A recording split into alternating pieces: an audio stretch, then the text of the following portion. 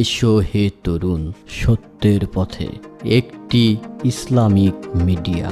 আজকে আপনাদের সম্মুখে যে আলোচনা হবে, মৃত্যুর যন্ত্রণা বড় ভয়াবহ, কেউ তার থেকে রেহাই পাবে না।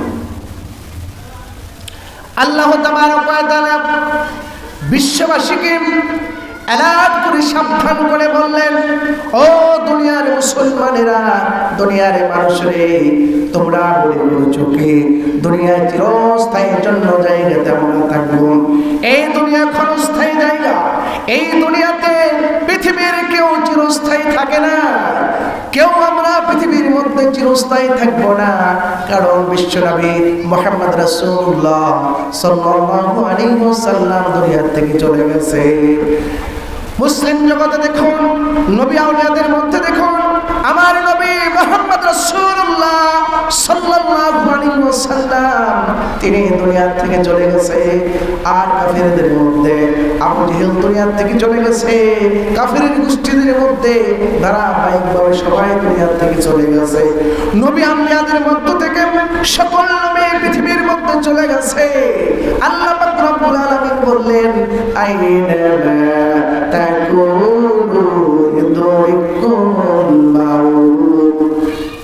আল্লাহ বলছেন, ও দুনিয়ার মানুষ, যেখানেই তোমরা যাও না কেন, যেখানে পালিয়ে যাও না কেন, আমার মৃত্যুর ফেরেশতা সময় চলে আসলে তোমার কাছে পৌঁছে যাবে, তোমরা পালাতে পারবে।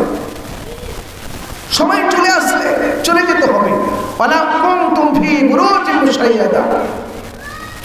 যদিও তুমি সীসা ঢালা প্রাচীরের মধ্যে থাকো, মৃত্যুর দূর তোমার কাছে যাবে, তোমার হৃদয় থেকে, তোমার দেহটাকে, তোমার রুহটা বের করে দিবে। বের করবে না? করবে কি করবে না? অবশ্যই বের করে দিবে। আপনি কোথায় পালিয়ে যাবেন? পালার তো আর আপনার জায়গা নেই। আপনি মনে করেছেন এই যে সাপাহার থেকে পালিয়ে আমি চাঁপাইনবাবগঞ্জ চলে যাব। আপনি মনে করেছেন আমি এই সাপাহার থেকে পালিয়ে আমি নওগাঁ পার হয়ে বগুড়া চলে যাব। আল্লাহ বলছেন, ও দুনিয়ার মানুষ, এই তোমরা অল্প সময়ের জন্য, উদাহরণ দিলে ক্লিয়ার বুঝবেন, আমাদের এই পত্নীতলা থানা থেকে কাউরের বিরুদ্ধে যদি মামলা হয়ে যায়, সে যদি মামলার আসামি হয়ে যায়, সে যদি আপনার মামলার আসামি হওয়ার কারণে দুনিয়ার থেকে যদি বাঁচতে চায়, এই পুলিশের হাত থেকে বাঁচতে চায়, এই দুনিয়ার আইন থেকে বাঁচতে চায়, তাহলে তার করণীয় কি, তার বরণীয় কি, তার অবস্থা কি, তাকে কি করতে হবে? সে যদি মনে করে আমি আমার বিরুদ্ধে মামলা হয়ে গেছে, আমি আর এখানে থাকবো না, আমি চলে যাব চাঁপাইনবাবগঞ্জ পালিয়ে। আপনি এই মামলার ভয়ে চাঁপাইনবাবগঞ্জ থেকে যদি আপনি সেখানে পালিয়ে যান, এই পুলিশের হাত থেকে আপনি রক্ষা পাবেন। আপনি যদি মনে করেন বাংলাদেশের পুলিশ, আমি একজন মার্ডার কেসের আসামি, আমি পালিয়ে চলে যাব কোথায়? আমেরিকায় চলে যাব, আমি লন্ডন চলে যাব।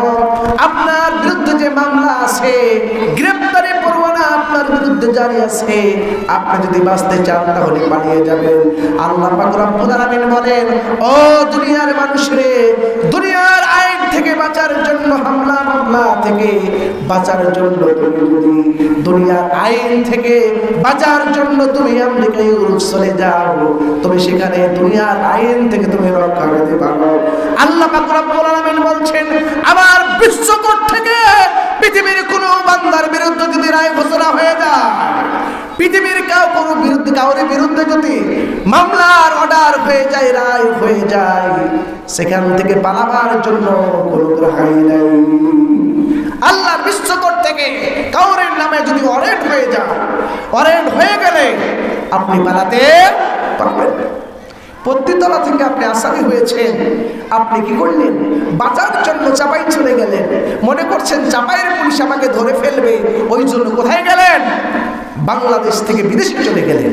আপনি দুনিয়ার ট্রাইব্যুনাল থেকে আপনার বিরুদ্ধে যে ওয়ারেন্ট হয়েছে, তাই বাঁচার জন্য আল্লাহর বিশ্বকোট থেকে কাউরে যদি মৃত্যুর পরোয়ানা জারি হয়ে যায়, পৃথিবীর কেউ তাকে বাঁচাতে পারবে না।